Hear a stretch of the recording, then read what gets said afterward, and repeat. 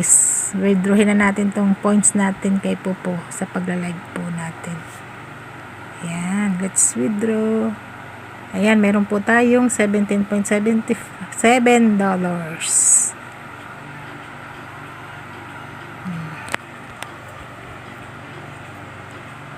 Ayan. Oh, ayan na guys, nag-zero na. Ibig sabihin, pumasok na po yan. Ayan po yung aking sinahod. Mga sinahod ko dati.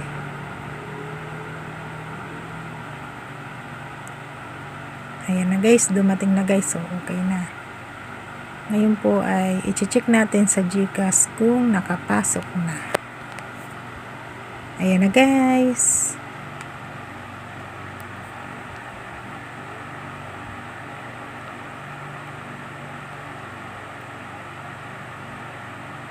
Yay! Thank you Lord. Dumating na sa GCash.